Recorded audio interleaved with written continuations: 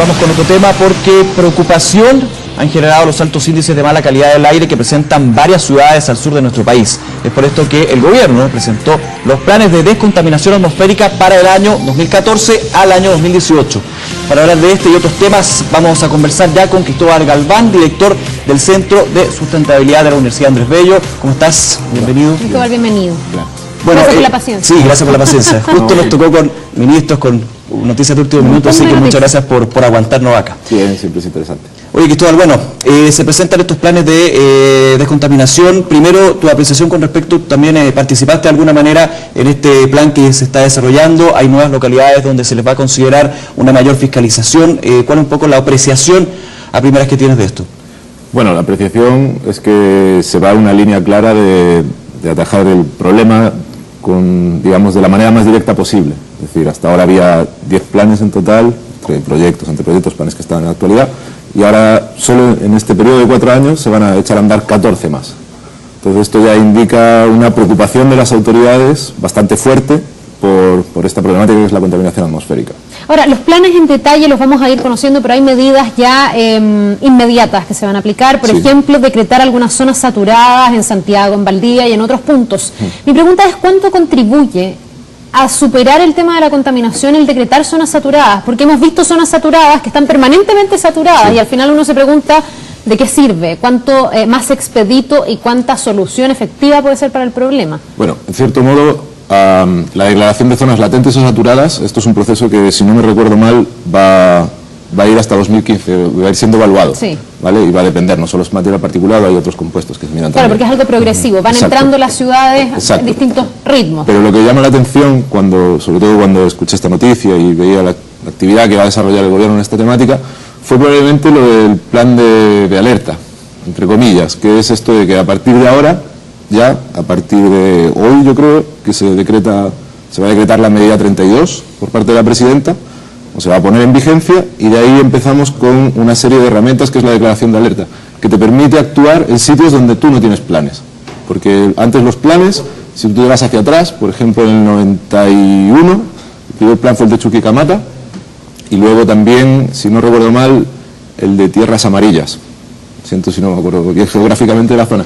Y estos planes estaban muy relacionados con las minerías y con el material particulado grueso.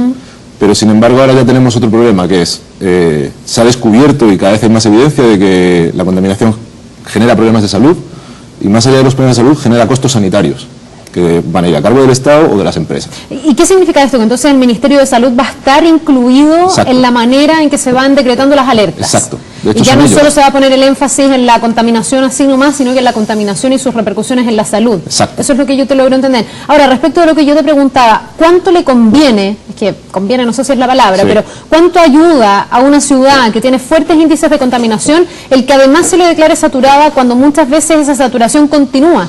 Vale. Porque tú vas a poder decretar medidas que van a hacer parar las fuentes de contaminación. Por un lado está la quema de leña, por ejemplo, que es un gran problema, de hecho es una gran contribución. En el sur de nuestro país es terrible. Ahí se ve la imagen que ha salido.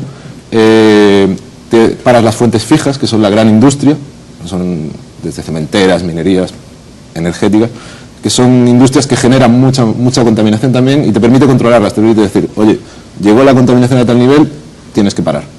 Y eso no podías hacerlo sin este plan de alerta. ¿Y eso es de manera permanente? Eso hasta el 31 de agosto. Son como los 4 meses más fríos, desde ahora hasta el 31 de agosto. Y va a ser, si uno mira el documento que ha sacado el gobierno, va a ser todos los años hasta que no haya implementado el plan. Entonces hay zonas en las que será solo estos 3 meses que vienen ahora, 3-4 meses, y habrá zonas donde se va a seguir hasta 2016 o 2017 en algunos casos. Todo depende de cómo se vayan implementando los planes. Perfecto. Cristóbal, el tema de la contaminación siempre, cuando uno lo revisa, hay que verlo en dos partes. Primero, en las políticas públicas que justamente van a detectar cuál es la situación y de alguna manera reducir los niveles, pero quizás la más sensible y la más complicada es la conciencia social, porque finalmente, como tú decías, por ejemplo, en el sur del país, la quema de leña, que es algo que es histórico y ha ido en aumento porque la gente necesita justamente tener este tipo de combustión. Mi pregunta es lo siguiente, ¿estos tipos de planes pueden también hacer un cambio en esta conciencia? La idea ya no solo es la conciencia social, porque hay mucha gente en el sur que está concienciada con la calidad del aire. O sea, si tú no miras Twitter y pone algo sobre este tema, enseguida empiezan a aparecer fotos de humo, contaminación en ciudades donde no se ve más allá de 50 metros cuando vas conduciendo. Pero además, lo que sí pone el mismo documento del gobierno, proporciona herramientas, tanto por los fondos de desarrollo regional, creo, y por parte del gobierno hay una serie de dineros que se pretende, o cuya idea es dedicar para mejorar los sistemas térmicos de las casas, cambiar, ojalá, el tipo de sistemas para calentar las casas, pasar de alguna manera a mejorar la calefacción. Exacto. Y también pero todo esto es como de manera voluntaria, porque la pregunta es ¿hasta cuándo se puede apelar a la conciencia de la gente? Incluso tú dices la gente cada día tiene más conciencia, pero vemos que Temuco y otras ciudades siguen siendo una chimenea permanente. Entonces, aquí no se debió o no se debe ir más allá y tener una ofensiva tal vez más radical en el sentido de prohibir el uso de leña definitivamente. Ya, pero ¿cómo calientar? Algunos dicen, ¿sabe qué? Ya esto no da para más. Sí, pero uno tiene que, desde mi punto de vista, a ti no te pueden llegar y decir, oye, ¿sabes qué? No puedes volver a calentar tu casa con leña. Tienes que dar una opción. Entonces, ¿cuál es la opción? Sí, lo que pasa es que ahí me imagino que habrá recursos, subsidios que se puedan habilitar en caso de que la gente quiera reemplazar la leña. Pero eso es lo que hay que hacer.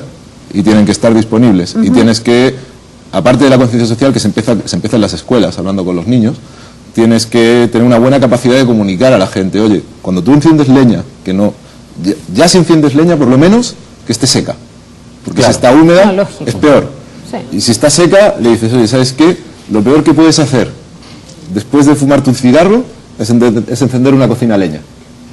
Así de claro. Si tú se lo empiezas a poner con números, con efectos, le empiezas a decir, oye, cada vez que llega un periodo donde se enciende mucha leña, aumentan los ingresos urgentes. Pero seguimos topando en el mismo tema, porque tal vez la gente pueda tener mucha conciencia y darse cuenta de los números y de los efectos, pero a lo mejor, por recursos, lo más barato es quemar leña, y muchas veces leña que está húmeda y que genera todo este problema. Entonces la pregunta es si la ofensiva no debe ser más realista en ese sentido de subvencionar de alguna manera otro tipo de combustible, fiscalizar el tipo de estufas que se venden y que permiten esta combustión a leña, etcétera. Sí, porque a mí me llama la atención que en Santiago, por ejemplo, tú no puedes comprar una estufa a leña. No puedes. Teóricamente no puedes, no hay oferta, está prohibido. Claro. Pero sin embargo, tú te vas al sur, las de doble cámara. Sí. Pero las de doble cámara aún así... demostraron que no tenían esa ventaja, digamos. O sea, reducían bastante las emisiones, pero igual eran contaminantes. Ahora, si tú comparas el uso de gas, que por ejemplo, yo soy un fuerte defensor del gas y de energías renovables. El gas genera, creo, si no recuerdo mal, unas 100 veces menos partículas que el mejor sistema de combustión de leña. O sea, entre 100 y 1000, depende un poco de... Entonces tú lo que tienes que hacer es incentivar que la gente haga ese cambio. Ya, ¿y tú sientes que este plan entonces va dirigido a migrar desde un tipo de combustión como la leña, que puede ser tan nocivo, pero que puede ser tan conveniente desde el punto de vista del bolsillo, hacia uno como el gas, como la electricidad, que son más caros? Sí, o sea, yo por ejemplo, el gas es carísimo, y yo pienso que una familia que tiene que encender la calefacción es un costo importante, o sea, se puede llevar, yo creo, perfectamente un 30 o un 40% del ingreso mensual de la casa en gas. Entonces ahí el Estado tiene que intervenir, tiene que favorecer que las empresas ayuden a la gente, ya no solo por parte del Estado, sino que la empresa se implique. Y ahora mismo ya las empresas cada vez se están implicando más en el tema de sustentabilidad. Lo que tienes que hacer es que esas empresas dices, oye, ¿te implicas? Bueno, baja tus costes. Ayuda a la gente a que pueda hacer ese cambio, hacer el cambio de switch. Que la gente sienta que no está sola y que no es el gobierno solo, sino que las empresas también se implican. Aparte de la oportunidad de negocio que ellos puedan tener, que a mí ese tema ya no me interesa, ya es cosa de las empresas, pero ayudarás a que la gente por lo menos tenga otra opción, porque muchas veces la gente que quema leña es porque no tiene otra opción. Claro.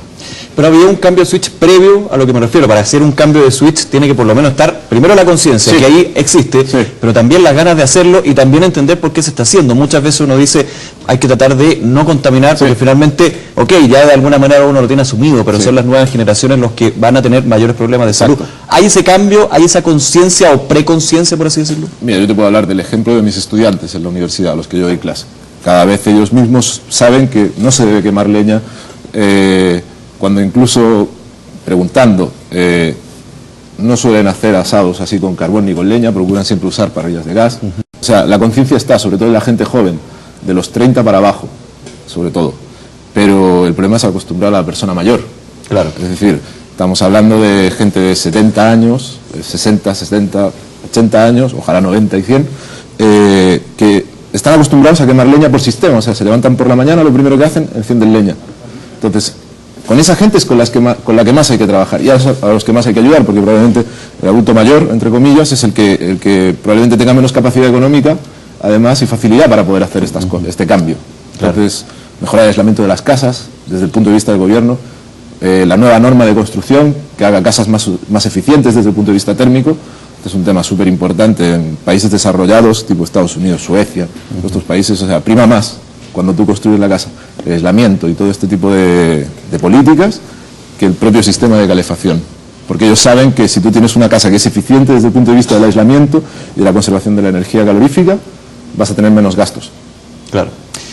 Bien, pues, Cristóbal Galván, hablándonos de este rol que tiene el Estado, pero también que tiene que tener la ciudadanía para evitar, cada uno de nosotros finalmente tomar conciencia y apoyado también por estos planes de descontaminación. Muchas gracias, que estén muy bien. Que te vaya bien, un buen día.